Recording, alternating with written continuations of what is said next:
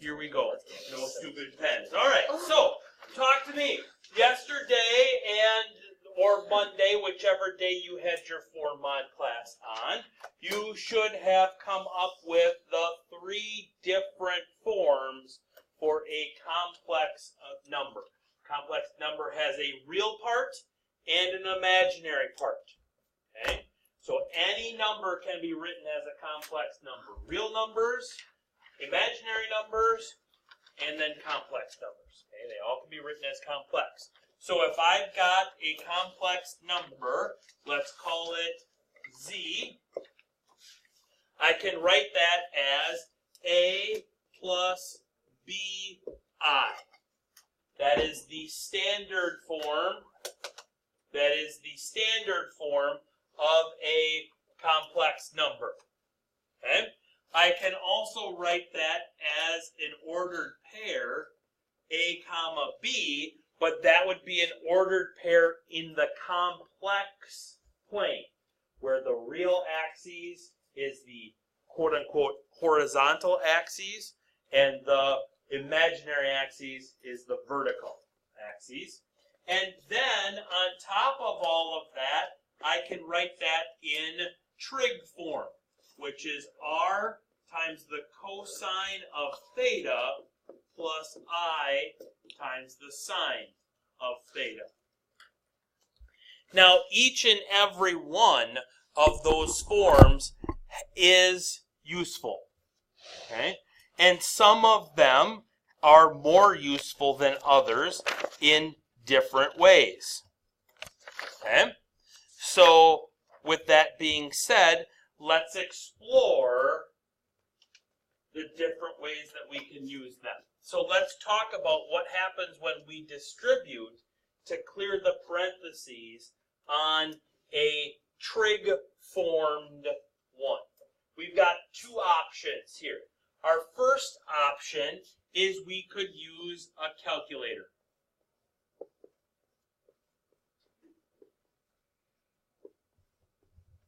And I could make this be 8 times the cosine of 135 degrees plus 8I times the sine of 135 degrees. Agree? And when I do that, what would I get? What's 8 times the cosine of 135 degrees on a regular old scientific calculator?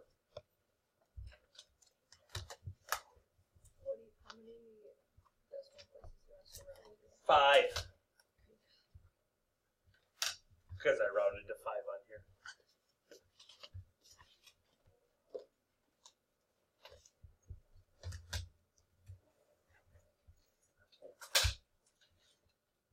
What'd you get, Mr. Bailey? You got one right in front of you. Tip it to the side and then it's scientific.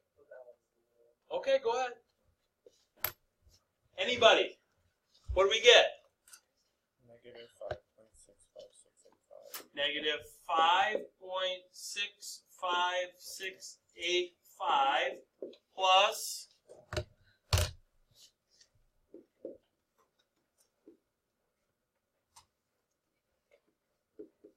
that, right? Because they should be the same. Because sine and cosine are the same number. One's positive, one's negative at 135 degrees. Right? So that's option number 1, using a calculator. Okay? That's fine. That's great and all. But this angle, 135, is on the unit circle. So I can do this 8 cosine of 135 degrees plus 8I times the sine of 135 degrees. And what's on the unit circle? What's the cosine of 135 degrees?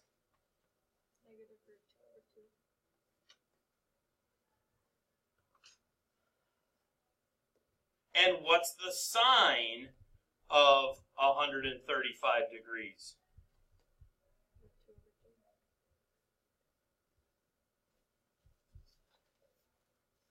And I can do that math, and that math would give me negative 4 square roots of 2 plus 4I times the square root of 2. Now, my question to you is, we're talking about the exact same complex number, correct? So is those who are those two values the same?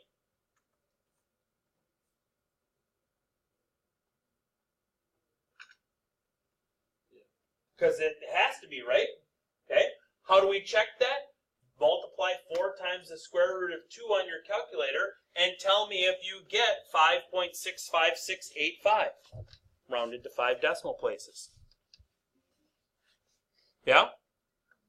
Yeah. So these two values are the same. What's different between the two? One's rounded and one's exact. Now, you guys have known me, since you're all my grading kids, you guys have known me for the better part of this semester, some of you for the better part of this year. Which one do you think I like? I'm an exact kind of a person. I like the exact one. Round if we have to round, but if it's on the unit circle, we don't round. We're exact. Okay? If it's on the unit circle, we are going to definitely be exact. Okay? With that being said, why don't you at this time try number 2? Put that one into standard form for me, please. Okay, so if I distribute that negative 6 into there, I get negative 6 times the cosine of 3 pi over 2, and then I get minus 6I times the sine at 3 pi over 2. Well, what is the cosine at 3 pi over 2? 0.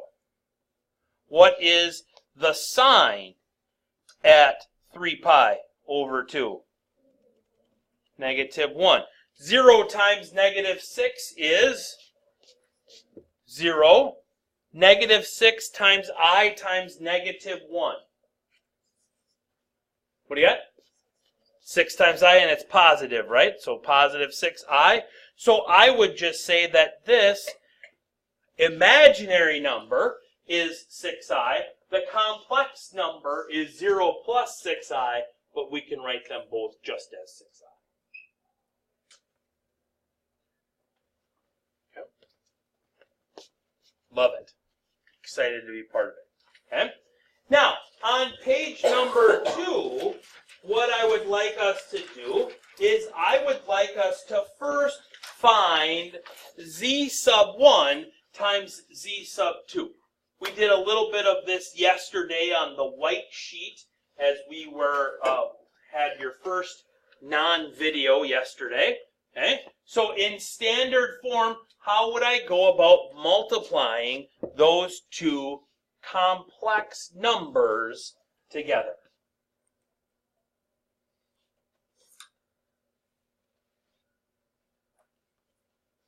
Here, let me write it out for you.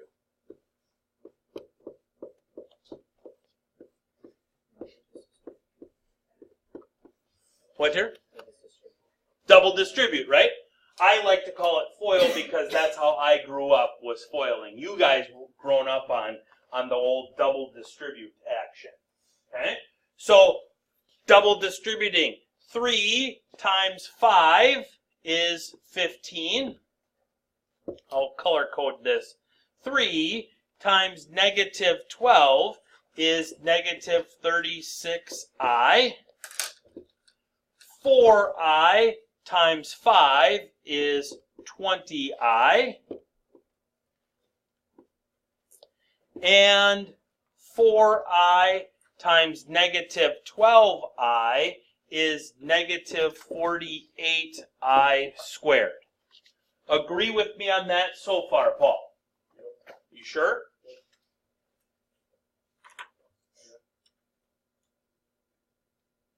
Okay. What would you do next, Paul? Add 20I to the negative 36I. Okay. And then what would you do right after that?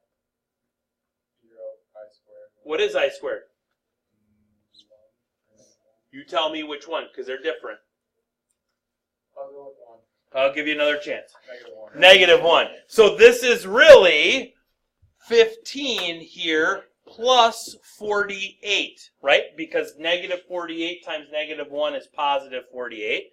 And this is really negative 36I plus 20I. So I get a complex number here of, what is that, 63 minus 16I. Yes? Yeah? Okay. Now what it says in part B here is that we should convert all of those into trig form to see if we can find a pattern on that. I have to look and see what the next slide looks like. See if it has the spots. Oops. Oh, no. Nope, it doesn't. It goes right to dividing. Okay, that's good to know. Okay. So we need to convert. Let's do this. First one was what? Z sub 1 was what? 3 plus 4I. Z sub 2 was,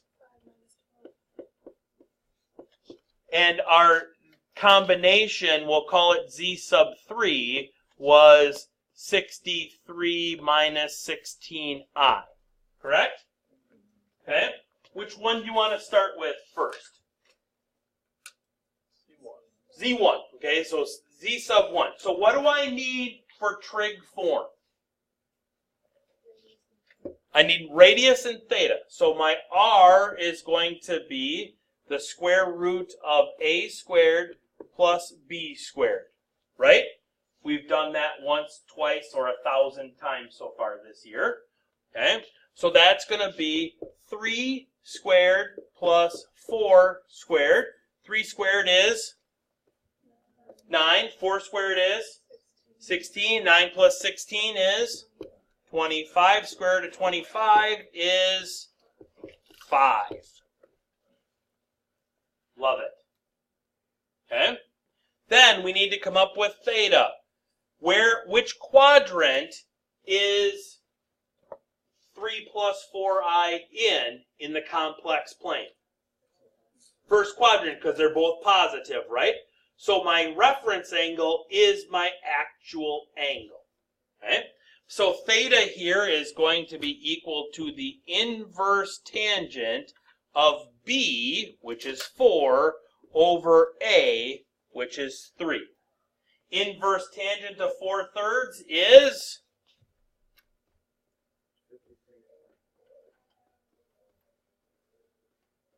53.1301 degrees, right? Okay. I think it even said round to the tenths. It did, but we're not quite there yet. With me? Okay. So the trig form of this, of Z sub 1, the trig form is going to be 5 times the cosine of 53.1 degrees plus I times the sine of 53.1 degrees. Agree with that? Yeah? I'm actually going to move that down a little bit because I know that I'm going to have to do a little bit more in the middle. With me? Okay? You now find me the trig form of the other two. All right. So, Z sub 2. So my R value here is going to be 5 squared plus negative 12 squared, and then I take the square root of that. So that's going to be 25 plus 144. That's the square root of 169, which gives me an R value of 13. This is not in quadrant number 1, so we're going to get a reference angle here of theta prime is the inverse tangent of positive 12 over positive 5. That gives me a reference angle of 67.3801 degrees. Being that angle positive, negative, that makes it in quadrant number 4. So theta is going to equal 360 degrees minus 67.3801 degrees. So that gives me a theta here of 292.6 degrees. Really, it's 292.62. Let's be exact as long as we can. Hey, just tap the brakes. I know, and so I didn't round up there yet. So z sub 2 is going to be 13 times the cosine of 292.6 degrees plus I times the sine of 292.6 degrees. Yeah. We should rewrite this one. Make it a little bit bigger. Bigger is better.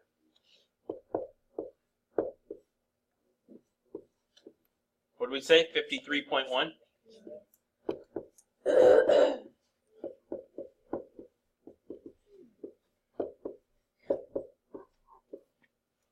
Love it. Excited to be part of this. All right, back to one more. So, R is going to equal 63 squared plus negative 16 squared, and then I take the square root of that, and so that's going to end up being the square root of 4,225, which is 65. Okay. This is not in quadrant number 1, so again, this would be a theta prime, inverse tangent of 16 over 63, gets me a reference angle of 14.25 degrees. This angle is also in quadrant number 4. So theta is going to equal 360 degrees minus 14.25 degrees, which is going to be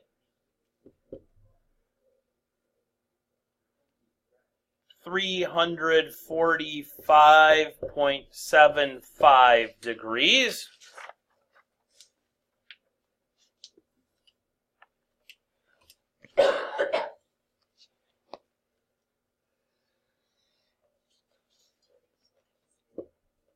So z sub 1 times z sub 2 is 65 times the cosine of 345.8, we'll call it degrees, plus I times the sine of 345.8 degrees.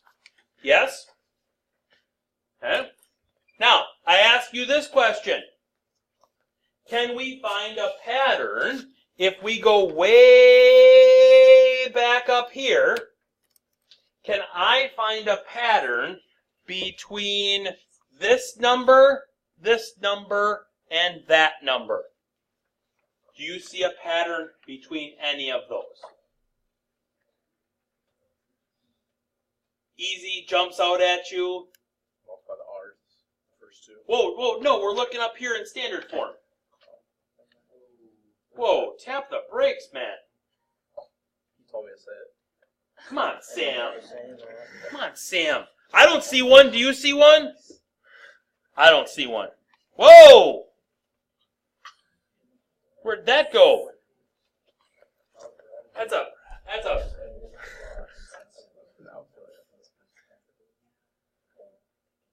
There we go. That was a big old eraser. Okay? I don't see one. So, when it says, can you find a pattern with multiplying complex numbers in standard form? I don't see one. I can't see one. Okay? I mean, you just got to multiply. Okay? Now, it says, on the next question, can you find a pattern with multiplying? So now let's go down here into trig form. Now, can we find a pattern, Mark? Yes. What? If you multiply the R's equals the last one. So if I multiply the r, so 5 here times 13 gets me 65. Okay? Do we see any other part of a pattern? Wolfie, if I add these 2 degrees together, it gets me that one, right? Okay? Now, it really should give me 0.7 here, but because of rounding, that's why it's 0.8. Okay? Because of rounding when we did it. Okay? So the pattern there, I would say, would be r times r gets me my r, and theta plus theta gets me my theta when I multiply. Let's talk dividing now. How is dividing related to multiplication?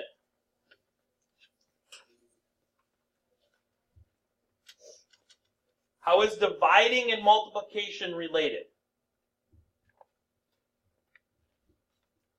In general math, in first grade, second grade, third grade math, how is multiplying and dividing related?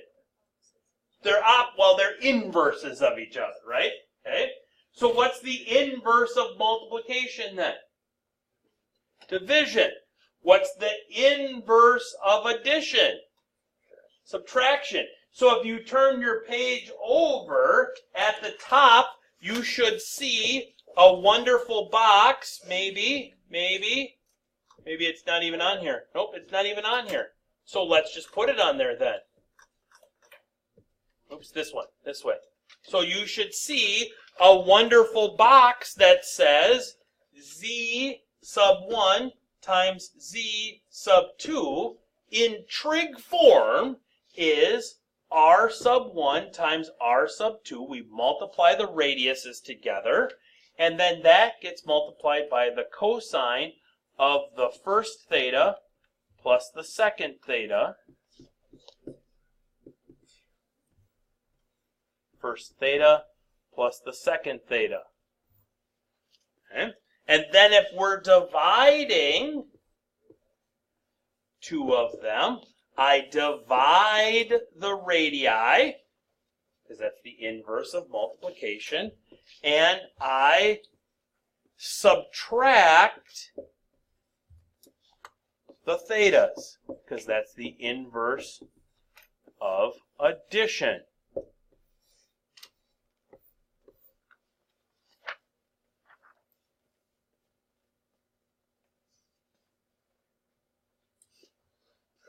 Okay. That's going to help us out a lot. That's where trig form is the best. When you're multiplying or dividing complex numbers, doing it in trig form is so much nicer than doing it in standard form or ordered pair form. Okay? So, why is this one not on? Did I miss this page?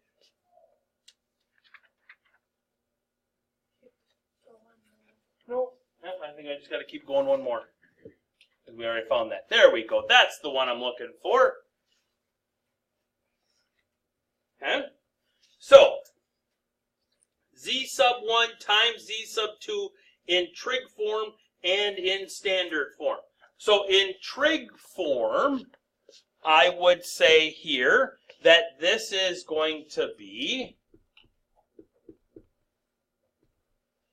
6 times 3, multiply the r's together, times the cosine of 210 plus 60.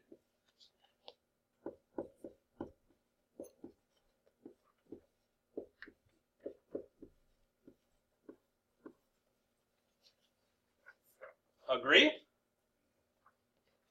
So the trig form of this z sub 1 times z sub 2 is going to be 6 times 3 is 18 times the cosine of 270 degrees plus I times the sine of 270, and I almost fit it in.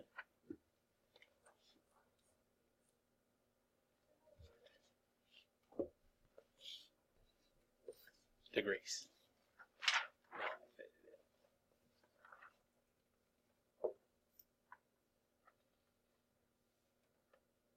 In order to do standard form, I first would have to find the standard form of these two wonderful things. Okay?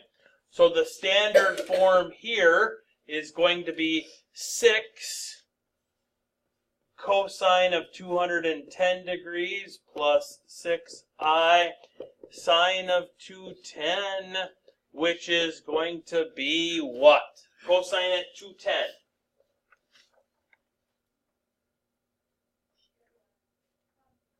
Negative square root 3. Negative root 3 over 2 times 6.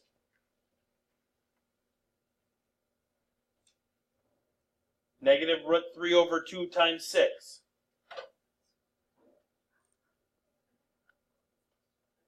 Negative root 3 over 2 times 6. Shouldn't need a calculator for this one. Negative 3 root 3. Sine at 210.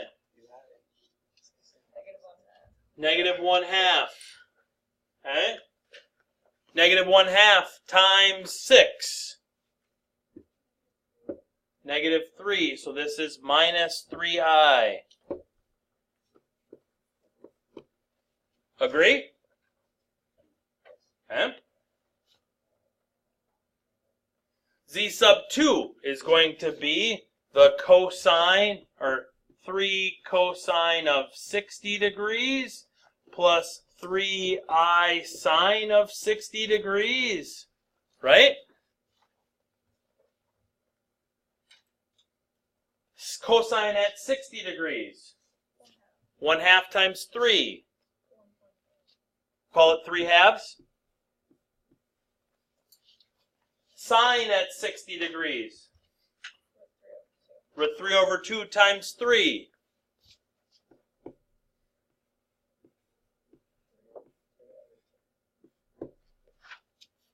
Right? So if I were to multiply these in standard form,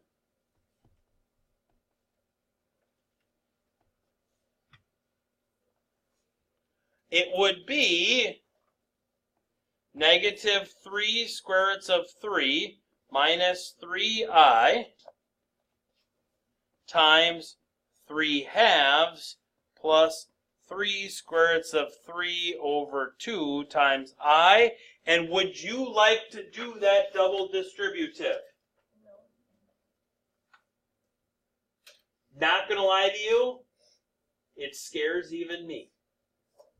Okay? And I like fractions and radicals. Right? It's ugly. It's brutal. It's nice in the end because when you actually do it, you get negative 18I at the very end. Okay? but it ain't fun between there. Okay?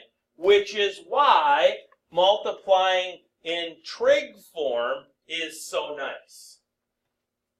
Okay? Same with dividing in trig form. If I am going to divide these two numbers in trig form, what I first do is I would do 6 divided by 3 times the cosine of 210 degrees minus 60 degrees plus I times the sine of 210 minus 60, which is going to be 6 divided by 3 is 2 cosine of 150 degrees plus I times the sine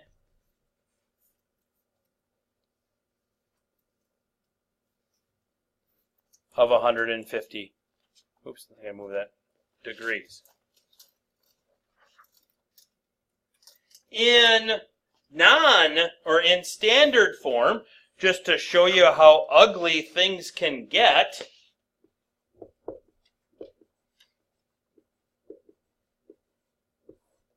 it would be negative 3 square roots of 3 minus 3i divided by 3 halves plus 3 square roots of 3 over 2 times I.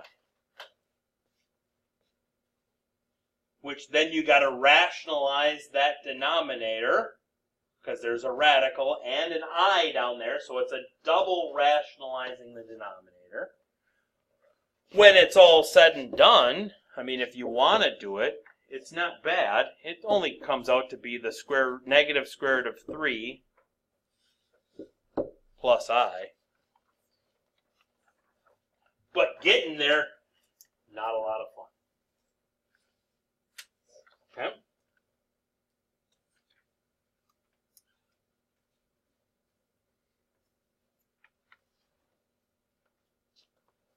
I think we have enough time where we can at least start to this one. Yeah, I think we can. Yeah, sounds like a good plan. Okay, so go for it.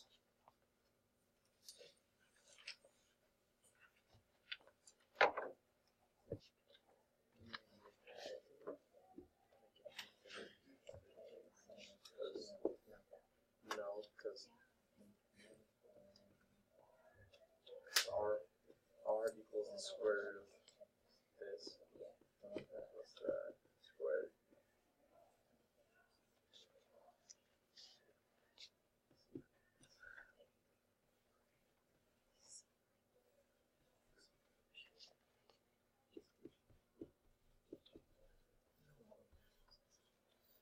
I get that for the two trig forms of it. So down here, the trig form here should be 8 times 2 is 16 times the cosine of 120 plus 60 is 180 degrees.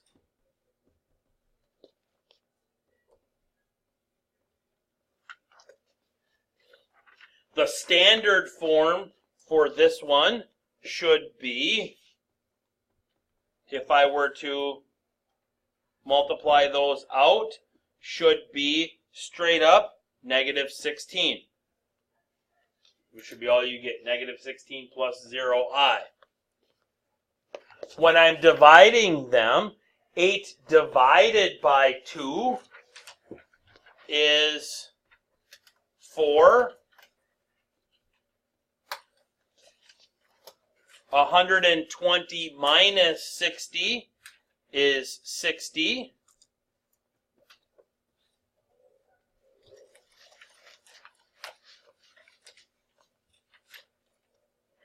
And when I divide those two and then let me move this down a little bit now.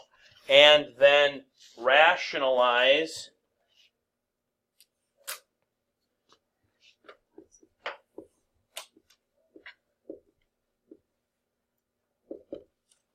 the denominator. I get 2 plus 2i times the square root of 3. Yes, sir. For Z1, how did you get 8 as R? 8 as R. Okay. So if I go back, what's my A? 4, negative 4. Negative 4. What's my B? I don't know if it's the square root of 3, 4, or 4 times the square root of 3. I like 4 times the square root of 3 better than what you first had said. Okay. So 4 squared is not just the greatest kids game ever. Okay. Plus 4 square roots of 3 squared. Negative 4 squared is 16. Okay. 4 times 4 is 16.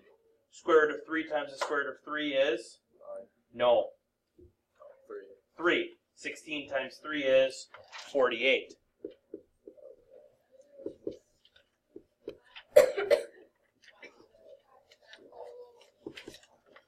Is how I got it.